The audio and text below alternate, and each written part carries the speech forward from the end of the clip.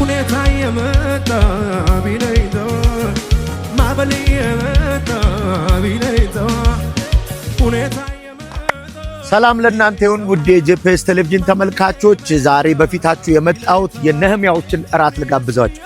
ነህምያዎች ታኅሳስ 11 ለነህምያዎች ብቻ ነው የእግዚአብሔርን ቤት በመስራት ጸጋ የበዛላችሁ።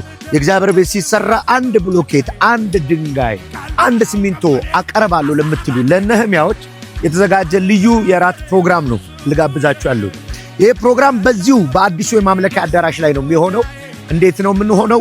እየዘራችሁ ዘራችሁን እየዘራችሁ አንድ ሰው ሚኒመም 10,000 ብር በመዝራት የሚገባበት የእግዚአብሔርን ቤት በበረከት የእግዚአብሔርን ቤት በውበት የምንጨርስበት የራት ፕሮግራም ነው መጋብዛችሁ።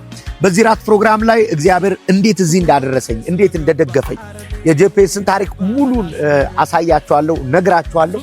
የደገፈኝን ጸጋ አካፍላችኋለሁ፣ ባረካችኋለሁ። ስለዚህ ነህምያዎች ኢንቫይት አደርጋችኋለሁ። ታኅሳስ 11 አይረሳም። በዚህ ስፍራ 11 ሰዓት ላይ ቀድማችሁ ካርድ አለ፣ ለነህምያዎች የተዘጋጀ የኢንቪቴሽን ካርድ አለ። ካርዱን ውሰዱ። ለሚወዱን ሁሉ ነው። ስፔሻሊ በዛ ፕሮግራም ቀን ካሜራም ፎቶም ቪዲዮም ቀረጻ አይኖርም።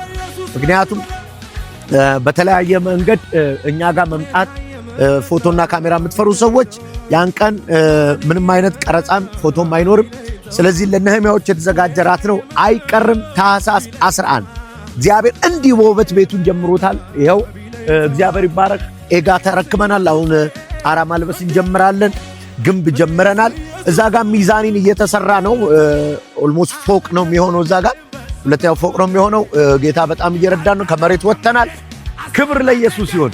ታኅሳስ 11 እንገናኝ። ጠብቃችኋል። ሁላችሁንም። ይሁን አለ ሆነ።